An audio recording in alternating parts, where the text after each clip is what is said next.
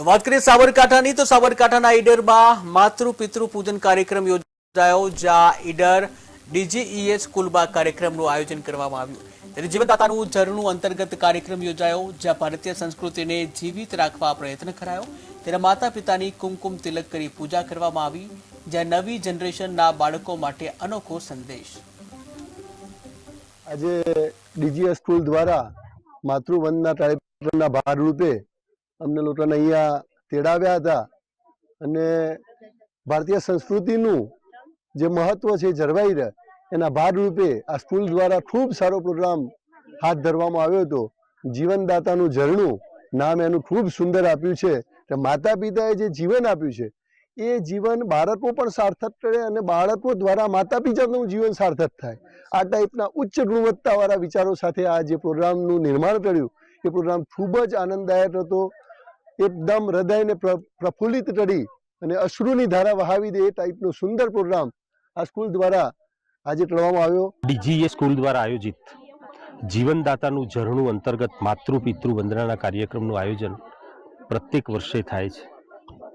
આજના જમાનાની આ તાતી જરૂરિયાત ઊભી થઈ છે કે મૂલ્ય નિષ્ઠાનું નિર્માણ સંતાનોમાં થવું જોઈએ અને વાલીઓએ પણ પોતાના સંતાનને સમજાવવા કરતો એમને સમજવા અને એમને સમજીને એમના રસ રુચિ વલણ પ્રમાણે એમને યોગ્ય રીતે યોગ્ય પ્રકારની શાળાઓમાં યોગ્ય પ્રકારના અભ્યાસક્રમોમાં જોડવા એ સમજવાની ખૂબ જરૂર છે। આજનો આ માસ મીડિયાના યુગમાં ઘણીવાર નોલેજ ઇઝ આ પાવર સારી વાત છે, પણ કેટલીક ગેરસમજો અને કેટલીક માસ મીડિયાની દૂરોગામી અસરોના કારણે વિદ્યાર્થીઓને હૂંફ લાગણીની ઉણપ જણાય છે અને એ ઉણપ એને બીજેથી પ્રાપ્ત થાય છે, ત્યારે એના સંસ્કાર જો જળવાયા હોય તો એના કુસંસ્કારો પેદા થવાની શક્યતા ઓછી રહે છે।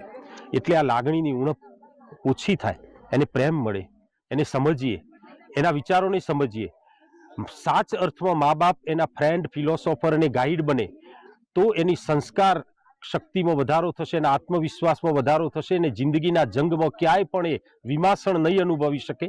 આ પ્રકારે આપણી સંસ્કૃતિને સંજીવત કરવા માટે, આપણી સંસ્કૃતિને જાળવણી કરવા માટે અને આપણી સનાતન ધર્મની કાર્ય પ્રણાલીને ખૂબ સારી રીતે સમજીને એની ક્ષમતાઓમાં વધારો કરવાનો સંસ્થાનો અભિગમ છે અને અભિગમ સાથે લગભગ 1000થી વધારે વિદ્યાર્થીઓ અને એના માતા પિતાઓને માતૃ પિતૃ વંદના કાર્યક્રમમાં જોડીને આપણી સંસ્કૃતિ અને આપણા સંસ્કારનું પુનર્સર્જન કરવા માટેનો આ એક પ્રયત્ન છે।